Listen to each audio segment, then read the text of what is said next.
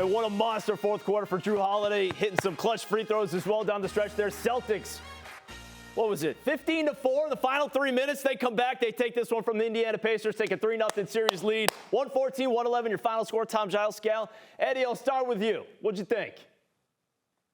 I loved it because it was stop, score that we needed. When we needed to get a stop, we got the stop. When we needed to get a bucket, we got the bucket. And so let me say this. At the end of it all, the Boston Celtics are in a battle tonight. And everybody's going to say, well, who were they playing? Look, they didn't have Halliburton out there. They're going to make every excuse for the fact that we weren't in a battle, right? Because everybody's talking about, well, the West is battle tested. This team over here, they're playing against them. And oh, look at how tough it is the whole time. Well, sometimes it ain't got to be tough if you don't got to make it tough. But this was a tough game, and we persevered. We found out. Resiliency showed up. We found a way. And this is why we went and got Jrue Holiday. Let's talk about it. Yeah, and I would say this is a gutsy win. There's a lot of times when you think they're down and out, they give up a three, they give up an and one, they give up this, but they just kept going. And in the second half, many runs by the Pacers. Pacers played good basketball today. This wasn't two teams limping to the finish. The Celtics kept answering the call. You know, at one point, you're like, man, are they going to get back in this game? T.J. McConnell comes in, pushes that lead to 9, chip away. As Tom Giles just said, 15-4 to close the game out, and they win this game. This was a championship-level performance, start to finish. I only saw about 2 or 3 lulls, which those things happen in a game. I love the way that they responded today to the adversity of being in Indiana to go up 3-0. Yeah, how about the fact that all 5 guys on the floor making plays in that 15-4 run, whether it was on the defensive end or on the offensive end, all 5 guys making plays, Eddie, from top to bottom. The starters combined for 110 of their 114 points tonight. I mean, just the team effort that it took to get this win. This is the reason why Brad Stevens is the executive of the year. He put together this team. Not only did he go out and get guys and put it together in that way, but just the way that I look at it like this. No matter what happened, our guys showed up. And I believe in our guys. And everybody talks about, you know, the 6 and 8 and only 1 finals. And yeah, I mean, I hear it from every direction. Trust me, it's haters everywhere. They coming from here. They coming from there. They come from over there. They coming from every direction. I mean, I hear it all the time on my phone. Even people that I consider my friends are hating on the Celtics, okay? And no matter what, this team is built for a championship run, to build for a championship, and it's this year. And they showed it, though. They showing championship medal, man. You don't win games like this. We're used to them losing games like this, is what I'm trying to say. Yeah. And by the way, mentioned Jrue Holiday. He had 5 points going in that fourth quarter, had 9 in the fourth quarter alone, including he's 5-5 at the free throw line tonight. Made some real clutch free throws down the stretch there. He's standing by with Abby Chin back in Indianapolis. Jrue, congratulations. Based on the reactions from your teammates, I feel like you saved this game for them. Can you take me through it? The and one drive and then also the steal? I think the and one, I just saw opportunity. I think Siakam was on his heel, so I just attacked him and got the and one. And then, man, I think reacting to the player. We know he likes to drive right, and I kind of shot it and got the steal. How do you maintain your poise in those moments? Just stay faithful to what I've been doing my whole career. Knowing it's a blessing to be here, so I appreciate every moment that I'm on the court. But just staying consistent. You guys came back from 18 points down. What level did this defense have to go to complete the comeback? Yeah, we had to turn it up. We know that they hadn't lost at home yet. We know that they played very well at home, just like how they started off the game. Well, the first 3 quarters, they played very, very well, but we just had to turn it up a notch, and hopefully we get one next game. This is now the 3rd win you guys have had in the clutch in these playoffs. What is giving you confidence in those moments? I think just believing in ourselves, having faith in ourselves that we have a very talented team.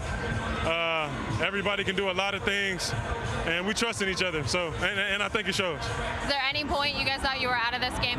No. We've been in similar situations. We've been in reverse situations, and just knowing that. Big time. and just knowing that if you stick with it, keep grinding, we can get the win. Jrue, congratulations. Thank you. All right, let's go back through this fourth quarter now as Celtics, again, found themselves down by 6. Jaylen Brown getting this emphatic dunk over Miles Turner. That cut it to 4. Then you got Derek White finding Jrue Holiday, laying it up and in. That actually got it to 6. How about Jaylen Brown now? Yeah, watch it. Fade away. That was tough. That got it to 6 once again. And Jason Tatum, meanwhile, clutch 3 at the top of the key, cuts it to 3. Then Tatum behind the back to Horford. He knocks down a 3. That made it a 2-point game. Then you got Jrue Holiday getting the bucket and the foul after the Celtics got the stop on the other end. Knocked down the free throw to give him a 1-point lead. And here's Jrue Holiday coming up with a steal on Andrew Nembhard and going back the other way and knocking down his free throws after that as well to push it to a 3-point lead. One last chance for Indiana. They drove a pretty good play here. Pretty good look for Nesmith. That's no good. Celtics then hang on. They get the 114-111 win as we go back through some of those key moments down the stretch. Scal. All defense. We didn't show any. I guess we showed the last one, which was bad defense, by the way. But it was all defense. That was getting in people's airspace, contesting shots, rebounding the ball, and going. Getting in people's airspace, being physical, get a deflection, get a steal, go. That run, it was 15-4. And I know all the offensive plays, you've got to make those offensive plays to get back in the game. But a lot of times our runs today were because of defense. When Indiana was playing great, they were getting to the paint. 42 points in the paint in the first half. We sat down defensively and got it done today. So that's why we won this game. And I thought this game showed a lot of guts.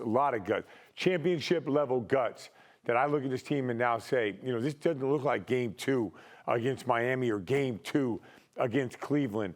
This team, they just kept going. And Jrue Holiday said, Abby asked, did you ever believe you weren't going to get back in this game? It never showed that they didn't believe that they were going to win this game. I believed that they was going to win this whole time. Even watching the game, it was like, as well as Indiana is playing, we haven't hit our stride yet, and we're right there.